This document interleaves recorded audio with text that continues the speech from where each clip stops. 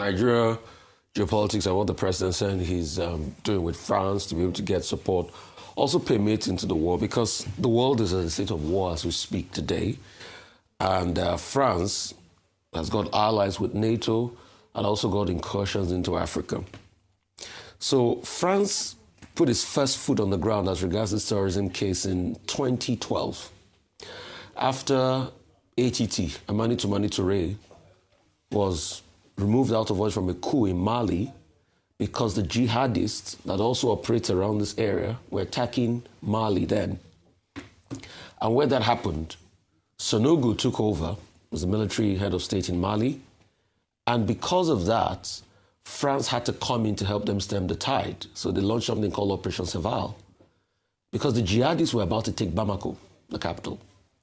They repelled the jihadists with their Rufai fighters. François Hollande was still president then. In fact, there was a big celebration about it then. And from then, they evolved in something called Operation Barkhane.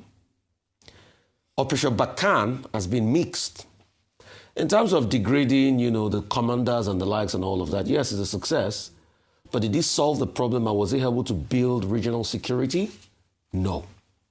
Wasn't able to do that. And we saw all of that because the activities of these jihadists continued, and it led to governments being toppled and coup situations happened. Because of that, France lost its oomph. And that's why France is now looking the way of countries like Nigeria, because most of the Francophone partners in that area suffering the insecurity have pretty much said, we don't want France. They would rather do a deal with Wagner's of this world than the Russians. So we come in there. And that's why, since the start of this administration, they were able to sell like 12 Alpha jets to us pre-owned anyway. It was a big deal, about over $1 billion. And that money was to be able to show up our air defenses. But the question is, yes, they can give military advice and all of that. But does it bolster our security troops on the ground? It doesn't. Air assets, ammunition assets. What's the quality and the welfare of our soldiers? And most importantly, what's the state of infiltration and intelligence in our military architecture? I think that's what we should look at.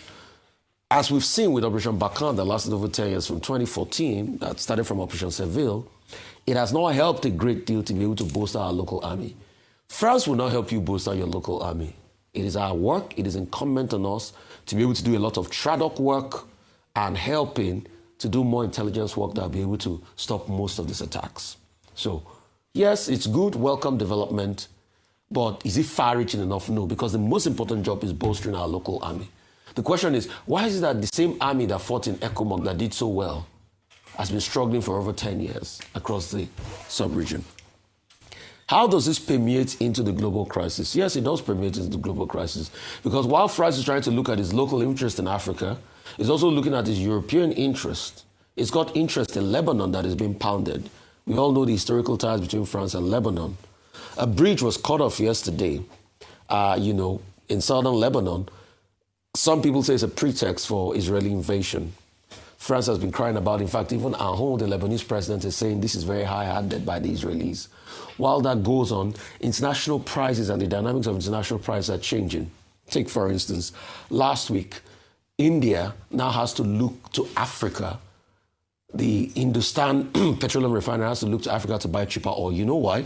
Because the Middle Eastern oil that they will normally buy, that takes about 45% of their inventory, has gotten expensive. Last week, Oman crude feature, a blend of oil, went up to $147 per barrel. The biggest time you had that was in 2008. Now, so they have to come back and look for cheaper options. That's why you see that they bought from Angola, they bought from Agbami, they bought from Focados. Agbami and Focados, plus or minus, will give you about $115, $118, $120, $125 per barrel. So at least they can save $20 per barrel. Trump is saying, open the Strait of Hormuz, or we're going to obliterate, as it were, your power arsenals, your power plants and the likes. Iran is saying no. We're head on it. Iran has looked for a way to be able to crack through the Israeli system, air defense system. And by the way, do we have air defense systems that can really withstand? I'm just hypothetically thinking, are we safe in this country? Can we really have that in a case scenario like this? Israel has started cracking the Israeli system with what they call cluster munitions. Anyway, there are many international conventions against cluster munitions, but now you saw what happened in the city of Ada and Dimon and the other Israeli city. And the war is raging on. Trump has skirted around the idea of, oh, we'll call it quit to it. We don't know where he's going to call it quit to it. He's using his heavy bombing arsenals now, the B-2 bombers. He's trying to go to Congress to get more money. Crude oil prices are going up in international scene. All of these dynamics affect us, and that's why when you bring it back also home, you see that petrol prices are going up to 1,400 per litre. So the question we should ask the government, how are you creating buffers? In the Philippines, in Indonesia and the likes, they're doing 4 days, they're doing rationing. In fact, as much as Slovenia, they are now saying people can only buy 30 litres per day in any filling station. So there's a lot of rationing going on. The question is, how are we buffering the effect? President Tinubu said, called on the governors to do something as regards as no. It's not only the governors that will be able to do it. You, as a government, should be able to do it. Where are we going to meet them? Can we, have a level of buffer for people as regards prices of things and all of that? Because the things you promised them with the subsidy anyway has not materialized. All the infrastructure you say you will save the subsidy money to build has been carted away. We've not seen the effect. Yeah, you said you're giving the governors money, but we've not seen the effect on the lives of the people. As regards politics, there's a lot of political calculation going on. Obi was in, what's it called yesterday, Kano. Chance of Obi and Kwankaso and everything. If I like to analyze that, I'll say too late in the day. Too late in the day, probably, because the best chance, a Chinese adage says the best time to plant a tree is 20 years ago. The second best time is now. The best chance that will have made sense was 2023. I don't think this is the second best time to be able to do that because the ship has sailed. Trying to rigmarole through the ADC and get the ticket is going to be a difficult one. Obi might not get the ticket, because he has also said it himself. So that's another one. The likes of Sheyi Makinde still stands on his words. Is he going to be going to the ADC? Yes, there are conversations and meetings as regards that. And Bala Mohammed is talking the peace because of the court, and the Sheyi Makinde is saying, and I think Sheyi Makinde is very upfront. I might not agree with him on many things, but he was very upfront. Going to join the Wike faction of the PDP is like an endorsement of President Tinubu, because Wike has always said what he wanted to do from the very start. We see people like Natasha Akpoti. She speech attend them, anything that works for them. But Wike has always said, I'm going to tilt in the line of Tinubu. And I don't see the PDP presenting any presidential candidate that will really, try to challenge President Tinubu and give him a real fight, because Wike pretty much all the heads of things there. By Dr. Abati. Okay. Developments between, U.S. and Iran and all the forces involved in the Middle East war.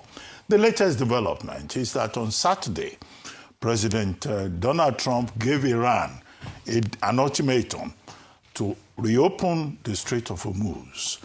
Otherwise, the U.S. would, destroy, eliminate, obliterate, the remaining whatever facilities that Iran can claim to in terms of its energy facilities. That order was given 23.41 GMT on Saturday, which means that the order would, expire 23:41 GMT on the 23rd of March. But that will be 3:41 AM in 3 hours, 41 minutes, in the morning in Tehran. Now, would that happen? Now, the Iranian Speaker of Parliament has said that they are not going to do that. That in retaliation, in fact, they would attack facilities with which the United States is associated in the Middle East, and that they will also attack financial assets of the United States wherever they can find it in the Middle East, and that they are ready to go ahead with this war as far as is possible. So what we are witnessing in terms of that altercation between the United States and Iran is that there is bound to be a further intensification, escalation of the war with very grave implications for the rest of humanity, which was the point that was made by the head of the International Energy Agency. He was saying also over the weekend that, in fact, the whole world is going to be affected in a far more reaching way than we have witnessed now that the war is in its 4th week. And what did the fellow say? The head of the IEA is saying that when you had the oil shock in the 1970s, that we were losing 5 million barrels per day. When in 2022, on the back of the Russian invasion of Ukraine, we were also having 5 million loss of crude oil per day. But that now, in the present dispensation, this Iran war, because of the closure of the Strait of Hormuz, is forcing the world to lose 11 million barrels per day. In other words, 2 previous shocks translate into the current shock, and then it can get really worse. So if anybody is hoping that this will go away very soon, because President Trump has said, oh, they will wind down the war in a matter of weeks, or Israel boasting that all of this will be over in a matter of weeks, there's no certainty. All that is propaganda. Now that Iran has shown the capacity to fire missiles over 1,000, distance, 1,000 miles distance, as far as Diego Garcia over the weekend, which was what happened. Although the 2 missiles were intercepted, but it was a demonstration, of the capacity of Iran and the readiness of Iran to go even the further distance, which is what is now linked to the talk about palliatives. South Korea put a price cap. In Myanmar, they have now said, okay, people should stay at home. In Bangladesh, what Bangladesh has said is that, okay, people should stay away from work at least once a week. In the Philippines, people have been told, okay, stay at home for at least 1 day, and then they have introduced rationing for fuel. 15 liters for private vehicles, 5 liters for operators of tricycles. In Vietnam, now they have said, okay, if you have to go out, also make sure that you choose. No, they did this vehicle thing on alternate days. So if your plate number is odd or it is even, there are days in which you can go out. Now in one other country, Thailand. In Thailand, they have said men should wear short-sleeve shirts so that they can receive more air. They should avoid using air conditioning, and that as much as possible, they should not use elevators. They should use the stairs. So you find many countries also in Sri Lanka, they have introduced also fuel rationing. What is Nigeria doing? Petrohan and petroleum marketers generally are saying that, look, they cannot cope. And that is why for 5 times in the month of March alone, Dangote Refinery has had to adjust the cost price of fuel in this country. Now, Nigerian Labour Congress is asking for wage increase. We have said wage indexation is not the way to go. But opinion is divided on that. Some people say, well, maybe some measure, as has been done elsewhere, to support SMEs, local interests, because this matter is not going to be solved very soon. But Dangote Refinery seems to be doing well in terms of providing 75% of its local production for the local market. But people are also saying Dangote Refinery needs more support from the Nigerian authorities. I'm trying to rush through the topics. Now, what's the other topic? The topic about this realignment that you are finding in the political parties. Now, let me focus on the fact that Seriake Dixon, Sheyi Makinde, and others were in Peter Obi, were in Kano over the weekend. The cover story is that they were going there to celebrate the end of the fasting period. But it turned into a political event with Mr. Peter Obi, in fact, shouting, "Kwankwasiya, Kwankwasiya," and then people were also responding. The same group had also, without Mr. Peter Obi, that is, had also met with Governor Bala Mohammed. So we're seeing a lot of realignments going on, and part of the story is that, in fact, some people are also lobbying that President, Jonathan should be on the ticket. Some other people should step down for him. He's back in the conversation. And that a certain platform should be used. They've been putting posters out there. So as we move ahead, you are going to see a lot of alignments, realignments. Will it be Peter Obi, who will spend just one term and then give the way for Kwankwanso to continue in 2031? Will it be President Jonathan and Dr. Rabiu Kwankwanso, so that Dr. President Jonathan, after doing one term, then naturally it will go to the north. You see all of these permutations. But would that necessarily have any significant impact on the sitting president, who already has 32 governors and the whole, more or less, of the National Assembly, over 2/3 already aligned between him? So we will see more of these calculations in the days ahead. Now, within the PDP, there is also an issue within the PDP. We see a situation whereby there is some complaint by Governor Makinde specifically, saying that anybody that joins the Wike group is practically joining the incumbent president's agenda to make sure that the PDP does not field a presidential candidate. You have Governor Ikpeazu, saying that there can be no reconciliation, which the Wike group is asking for, which former Senate President Senator Bukola Saraki is asking for. Then you have, on the other hand, the governor of Bauchi, Bala Mohammed, who has now made it clear he's not going anywhere, that he will stay in the PDP, who is saying that, there's nothing called irreconcilability in politics, that there is room for reconciliation, and that they have to follow the Court of Appeal ruling in the Ibadan division. However, what should be noted is that the Turaki faction has gone to court. They've gone to court in the Court of Appeal in Ibadan. They filed a case at the Supreme Court.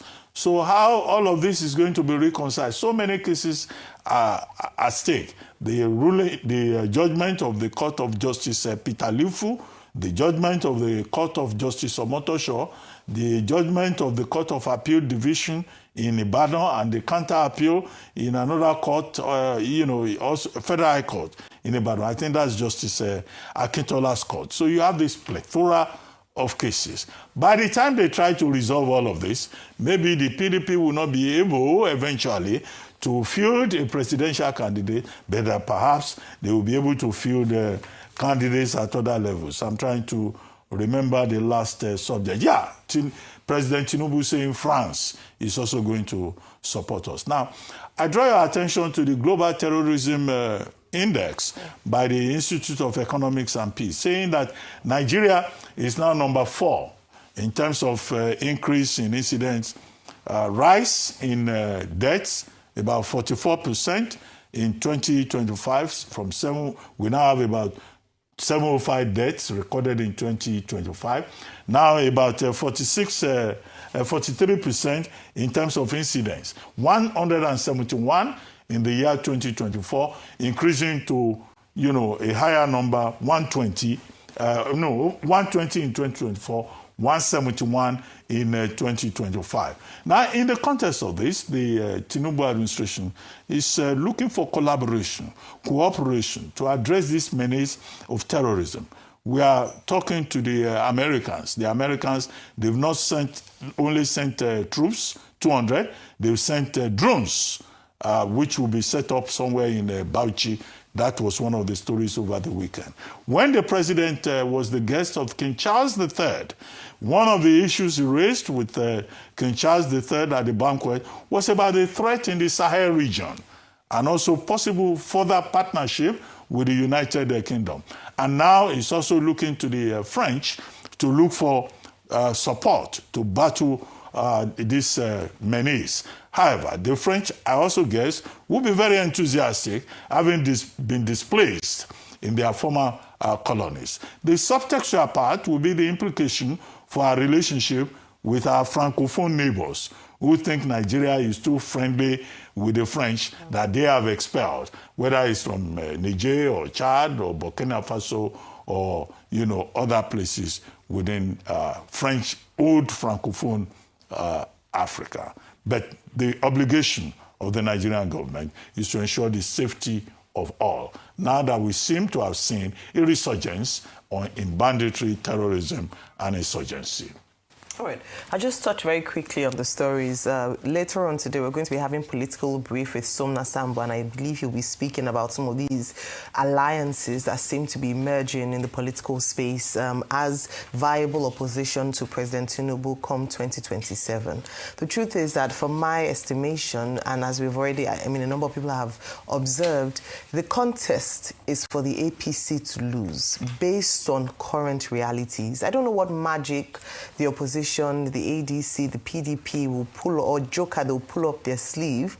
But it looks like the most coordinated, organized party currently, and for many reasons we might observe, is the APC. Now, Governor Seyi Makinde himself has come to say that there are some machineries behind the success of the APC and the decimation of the PDP through Minister of FCT, Nyesom Wike, which is the judiciary, which is INEC, and some other factors. And you cannot quite discount his allegations, because when you look at it, a number of things that have come off, and criticized the judgment, court judgments recognizing the faction of Wike as a substantive PDP party to be recognized. When we look at INEC, we look at the regulations, rules and regulations, the applications, or even sometimes the looking away when the APC breaks certain electoral laws. And so you can understand why he would position that way, and also say that anyone who chooses to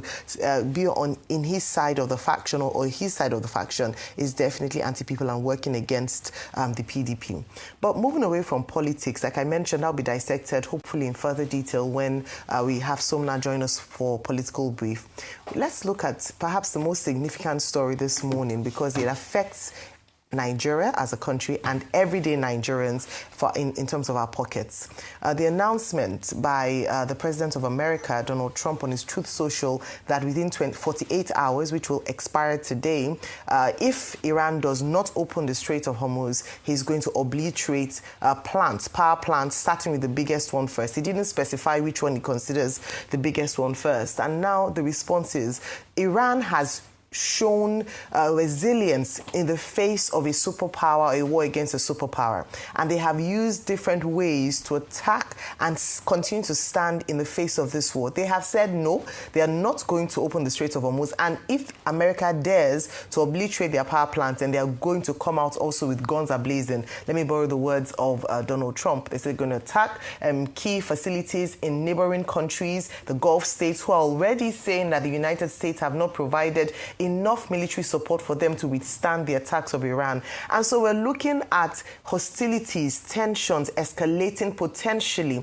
in the next few hours, practically within 24 hours. And that is why big on the conversation this morning has been what Nigeria's response is, because this is the reality on ground, and a number of people this morning might not be able to go to work because they are unable to afford transportation costs based on increased PMS up onto almost 1,500 naira, as we saw over the weekend. And so what can Nigeria borrow from the rest of the world? Already, Dr. Abati and Rufai, you've talked about some of the responses of countries from around the world, but looking at small businesses who are the lifeblood of the nation and could consequentially begin to lay off some of their workers or not be able to function based on the high cost of doing business, because of course they rely very heavily on energy, and energy prices go up, they're not just able to cope.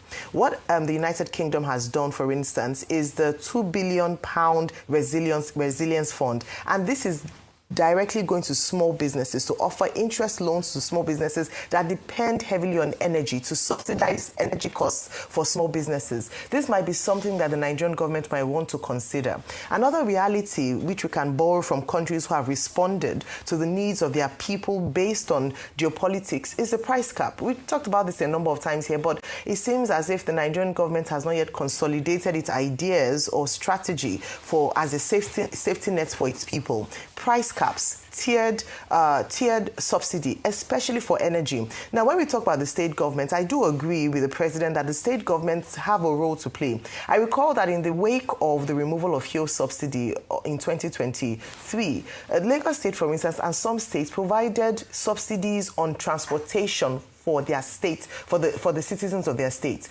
Perhaps this is a good time to reintroduce that as well, whereby we have price cap on transportation costs and also some free bus channels, free bus routes for citizens of their state. We can also look at the private sector as well. And again, suggestions have been given around, just being able to rejig timing of work and being sympathetic, some packages to some workers. It's unfortunate that the private sector has to bear the brunt of some of these things, but that is the reality we face on ground. Another area I'd like to quickly just touch on before we go on a break this morning is the area that was highlighted by Kemi Adeosun, former Minister of Finance, in the back page column of the This Day newspaper, around smallholder farmers and the impact of urea fertilizers being blocked from the Strait of Hormuz, which through a significant portion of the world's fertilizer goes through, and how in the next few months we should begin to think of the impact of output when harvest season comes up. These are some of the conversations we need to have, and I believe that as a country we're not yet able to, or we haven't yet demonstrated or communicated what our safety net strategy is, and that's what the Nigerian people are looking forward to in the midst of what's happening geopolitically. Well,